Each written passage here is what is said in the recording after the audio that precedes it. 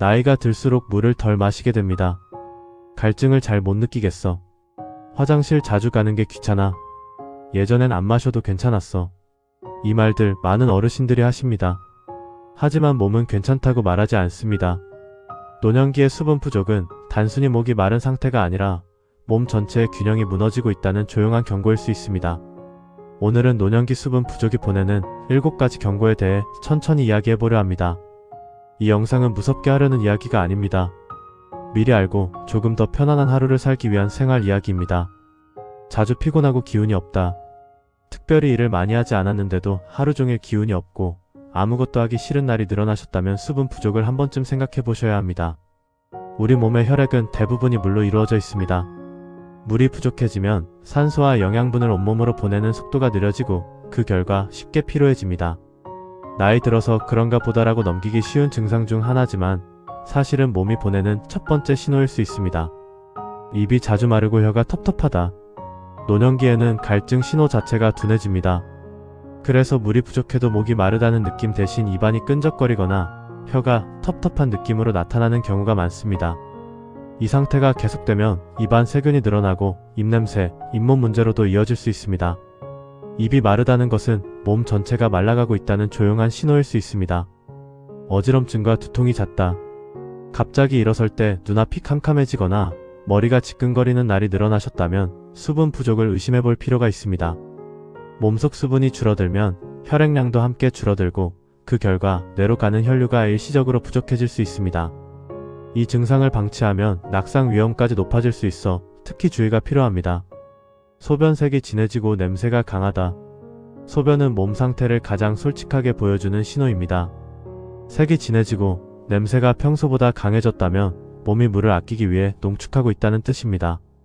이 상태가 오래 지속되면 요로 건강에도 부담이 될 수 있습니다.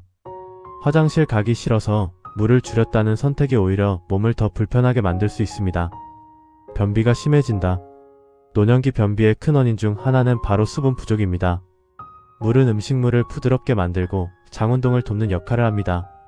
물이 부족하면 변은 딱딱해지고 배에 힘을 주는 횟수는 늘어나게 됩니다.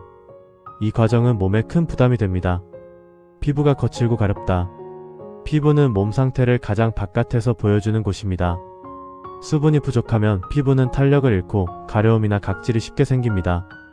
로션을 아무리 발라도 근본적인 수분이 채워지지 않으면 해결되지 않습니다. 피부는 속이 말랐다고 말하고 있는지도 모릅니다. 밤에 다리에 쥐가 잦아진다. 수분 부족은 근육과 신경에도 직접적인 영향을 줍니다. 몸속 전해질 균형이 깨지면 근육은 쉽게 경련을 일으키고 그 결과 밤에 취가 자주 날 수 있습니다. 이 증상은 이미 몸이 꽤 지쳐있다는 신호일 가능성이 큽니다. 수분 섭취 이렇게 바꿔보세요. 물을 많이 마시라는 말은 현실적이지 않을 수 있습니다. 중요한 것은 조금씩 자주입니다. 아침에 일어나서 한 컵, 식사 전후로 반 컵, 잠들기 1시간 전 소량. 이 정도만으로도 몸은 충분히 반응합니다. 이유 없이 혈압이 들쭉날쭉해진다. 노년기에 접어들면서 혈압약을 드시고 있음에도 수치가 자꾸 오르내린다는 분들이 많습니다.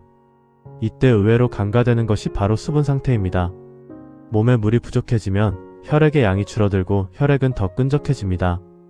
그러면 혈관은 혈액을 밀어내기 위해 더 많은 힘을 써야 하고 그 결과 혈압이 불안정해질 수 있습니다. 약이 안 맞는 건가? 라고 생각하기 전에 오늘 하루 물을 얼마나 마셨는지부터 한번 떠올려 보셔야 합니다. 집중력이 떨어지고 깜빡깜빡한다. 최근 들어 물건을 어디에 두었는지 자주 잊어버리거나 말하려던 것이 갑자기 생각나지 않는 경험이 늘어나셨다면 어떠신가요? 이 역시 단순한 노화로만 보기에는 이릅니다. 뇌는 수분에 매우 민감한 기관입니다.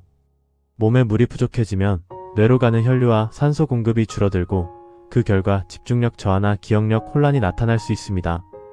물을 조금만 포충해도 머리가 맑아졌다고 느끼는 분들이 많은 이유입니다. 식욕이 줄고 입맛이 없다.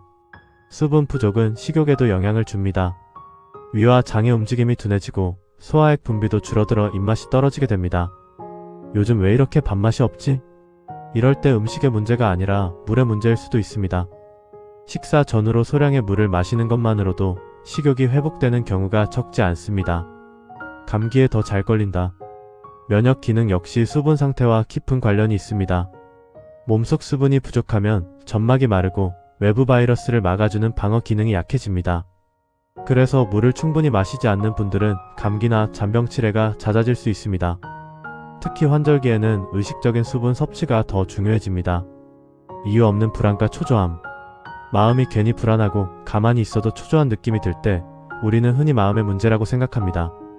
하지만 몸이 말라 있으면 신경 전달도 예민해지고 작은 자극에도 과도하게 반응하게 됩니다.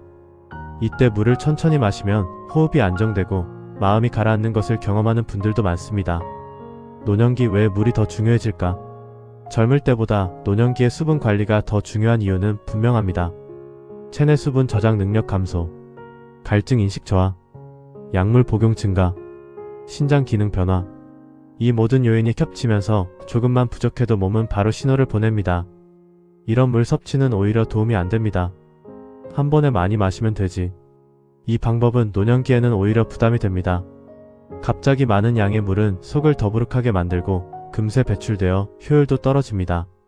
차가운 물 역시 위장과 혈관을 수축시켜 몸에 부담을 줄 수 있습니다.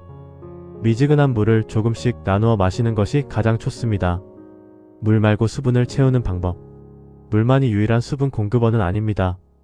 국찌개, 과일, 채소, 따뜻한 차. 이런 것들도 모두 수분 공급에 도움이 됩니다.